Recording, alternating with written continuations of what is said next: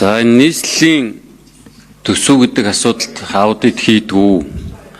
Нийслэл Монгол Улсын засгийн газар хоёрын ажлын уялдаа холбоо гэж одоо бас алд дэлгэм зөрдөг. Нөгөө 5-7 төмөр зам хэдэн метр зөрчсөн гэдэг шиг ийм зөрүүтэй ажлууд сүүлдээ болж хувраад байна.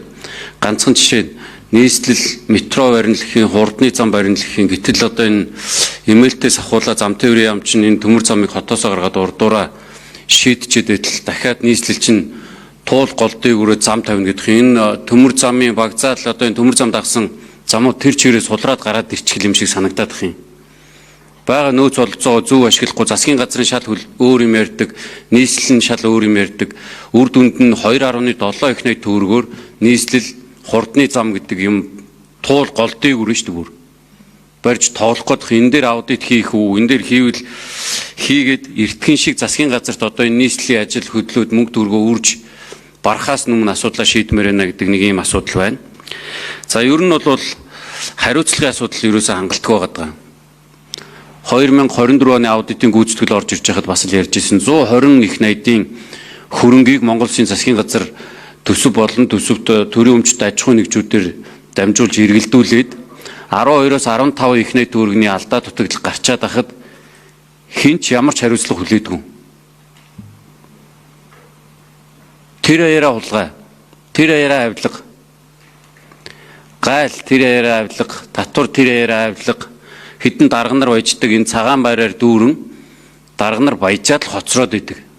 Хувийн хвшил чинь тэр чигээрээ ядуур дөртөөд татварынхаа дарамт сүгдэж унаад байхад энэ хариуцлагын асуудлыг та нар яагаад зөвхөж орж ирэхгүй юм бэ? Сая мөн сайхан гишүүнчээ нэгээс нь зах зухаас нь ярьж байгаагаар авчлаа.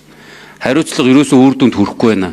Энэ чиглэлдээ түлхүү анхаарч ажилламаар байна гэдэг бас нэг та хэдийн саналыг авмаар байна. За нийслэлийн төсөвтэй холбоотой манайх одоо төсвийг батлахад дүгнэлт өгж байгаа. За мөн одоо санхүүгийн аудитаа цаглбарт хугацаанд нийслэлийн аудитын газар бол энэ дээр хариуцж бүрэн ажилладаг. За таны хэлсэн энэ туулын хурдны замын асуудлыг бид нар энэ сэдвтэ оруулсан байгаа. Гэхдээ эхлээгүй ажилч гэсэн бид урьдчилсан аудитыг хийж эхлэе гэдгээр энэ жил анхны одоо урьдчилсан аудитын сэдвт энэ туулын хурдны зам 679 сая доллар байсан байна. Энэ 32 км замын энэ асуудлыг энэ тэзүүгээс нэхлээд энэ зураг төслөөс нь авахлаа ингээд ямар ч үсэн хийж эхлэх зүйтэй гэж үзээд энэ жил бид нар урьдчилсан аудитын сэдвт нэг сэдв орсны сэдв байгаа. За хариуцлагын асуудал дээр бид онцгойлон анхаарч ажиллаж байгаа. Аудитын шийдвэрийн хэрэгжилтийн газар гэж манайх тусдаа зохион байгуулалтын бүтцийн нэгжтэй болсон. За энэ бол олон улсын аудитын дээд байгууллагаас өгсөн зөвлөмж зарчмын дагуу энэ бол ийм одоо зайлшгүй хийгдэх ёстой шийдэл байсан. За бид ингээд үндсэндээ 10 хэдэн оноос хойш бүх хариуцлагын шийдлүүдээ гаргаж үзээд өнөөдөр биднэрт нэг 3000 орчим одоо биелэгдэг үеийн шийдвэртэй үлдсэн. За энэ дотор одоо хамгийн том нь гэмтэргийн чанартай ийм асуудлууд хуулийн хяналтын байгууллагаас шилжсэн асуудал хэрхэн шийдвэрлэгдэж үү?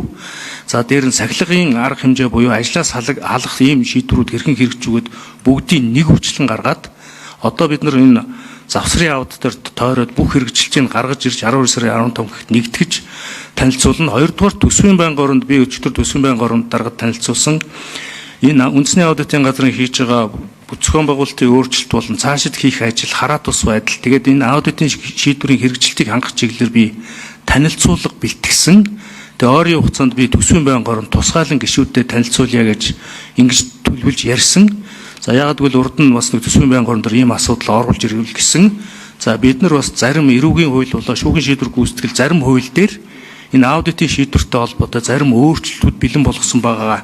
Та бүхэнд бол танилцуулна гэж ингэж тооцоолж одоо энэ хариуцлагын асуудлуудыг хууль номын хүрээнд заавал шийдэгддэг байхаар асуудал ингээд бэлтгэж одоо танилцуулахаар бэлдсэн байгаа гэдгийг хэлье.